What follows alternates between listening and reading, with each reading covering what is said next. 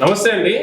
నమస్తే. రానున్న రోజుల్లో 2-3 పార్టీలు కలిసి రాబోతున్నాయి. జగన్ గారు మాత్రం మీకు మంచి జరిగితేనే ఓటేయండి అనేసి ఒకే నినాదంతో వెళ్తున్నారు. ఎలా ఉండబోతున్నారు 2024? 2024లో వైసీపీ విజయం కన్ఫామ్ అండి, అందులో డౌట్ లేదు. ఎందుకనంటే మీకు న్యాయం జరిగితేనే నాకు ఓటేయండి అని అడుగుతున్నాడు జగన్మోహన్ రెడ్డి గారు. అంతకు మించి ఇంకెవరు అడగగలరు? చంద్రబాబు అడుగుతాడా? పవన్ కళ్యాణ్ అడుగుతాడా? ఎవరు అడగలేరు. మరి ఆంధ్రాకి మంచి జరగాలంటే జనసేన టీడీపీ కలవాలని పవన్ కళ్యాణ్ గారు అంటున్నారు కదా. ఇక అది అంతే, వాళ్ళు కలిసి రావటమే. వాళ్ళు కలిసి వస్తేనే జగనన్న తట్టుకోగలరు. లేదంటే జగనన్న అనేది ఒక పర్వతం, ఆ పర్వతాన్ని ఢీ కొట్టాలంటే వాళ్ళు కలిసే రావాలి. కలిసి వచ్చినా కూడా వాళ్ళు ఏం చేయలేరు. ఎందుకంటే గతంలో కూడా చాలాసార్లు చంద్రబాబు అనేక మందిని కలుపుకొని మరీ వచ్చాడు. చిటికేస్తే చాలు మనల్ని ఎవరు రాపేది అసెంబ్లీ గేట్ తాకనీకుండా అనేసి పవన్ కళ్యాణ్ గారు అంటున్నారు కదా, దాని గురించి ఏమంటారు?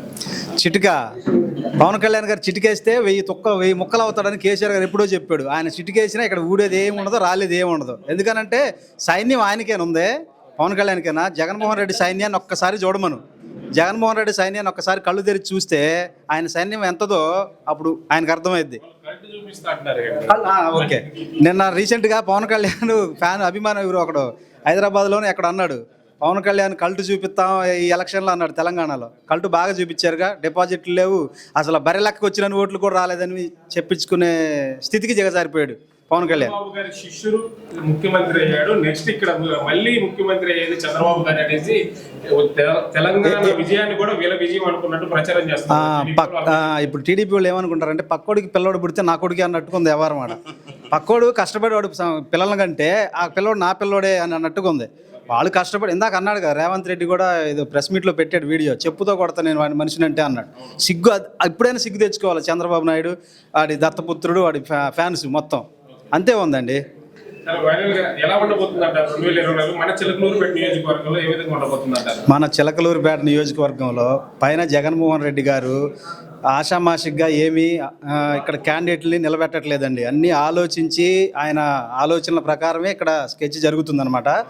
మల్లెల రాజేష్ నాయుడు గారిని ఇక్కడ నియమించారంటే అది పక్కా గెలుపు కోసమే నియమించారు, ఆషామాషిగా నియమించాల. పత్తిపాటి పుల్లారావు గారిని ఎదుర్కోగలరంటారా? ఎదుర్కొన్నారు, ఆల్రెడీ గతంలో చూపించారు. కొత్త గాయపడిన సింహం దెబ్బ పంజా గట్టిగా ఉంటుందనేసి.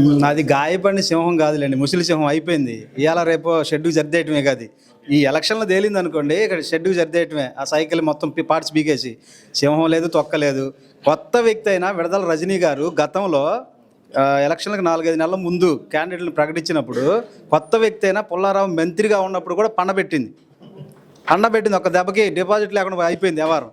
మరి ఇప్పుడు కొత్త వ్యక్తి అయినా కూడా ఇంత కంటెంట్గా, ఇంత కాన్ఫిడెంట్గా మా వాళ్ళు ఉన్నారంటే ఏందనుకున్నా. ఖచ్చితంగా వైసీపీకి చిలకలూరుపేట నియోజకవర్గంలో ఒక స్టాంపు పునాది వేసిపోయింది మేడం గారు, విడుదల రజనీ గారు. అదే ఫ్యాన్ ఫాలోయింగ్ మల్లెల రాజేష్ నాయుడు గారికి సపోర్ట్ ఉంటారు. మేమంతా కష్టపడి ఆయన కోసం పనిచేస్తాం, అందులో డౌట్ లేదు.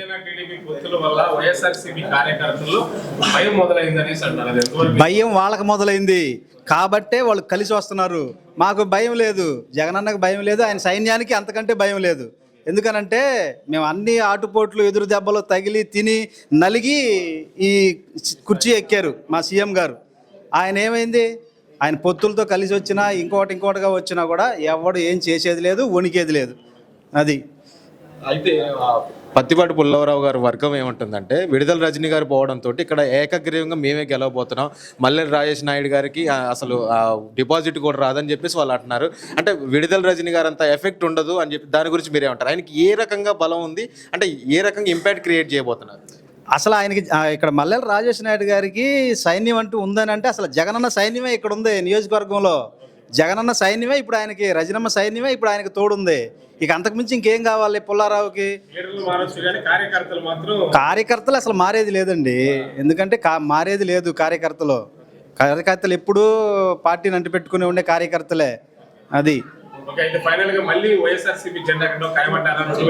100 ఎన్ని పొత్తులు అయినా వాళ్ళు ఇంకా 10 మంది పెంచుకుంటూ వచ్చినా కూడా, ఇంకా 10 మందిని కలుపుకొని వచ్చినా కూడా భయం గీయం అది ఏమి ఉండదండి. జగన్మోహన్ రెడ్డి గారు సింగిల్గానే వస్తానని సభలో చెప్పాడండి. మన ఈ మధ్య రీసెంట్గా ఒక సభలో ఏంటంటే 175కి 175 నియోజకవర్గాల్లో ఒంటరిగా పోటీ చేసి గెలిచే దమ్ము మీకుందా అని సవాల్ విసిరాడు సవాలు. మరి ఆ సవాల్ను సేకరించి అలా చేస్తారా? చేయరు. ఎందుకంటే వాళ్ళకి భయం.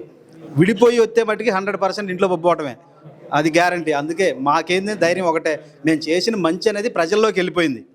ప్రజల్లో ప్రతి గడపకు చేరింది కాబట్టి ఈరోజు మేము ధైర్యంగా మా పార్టీకి ఓటేయండి మీకు మేలు జరిగితే అని చెప్పి ఈరోజు ధైర్యంగా అడగగలుగుతున్నాం.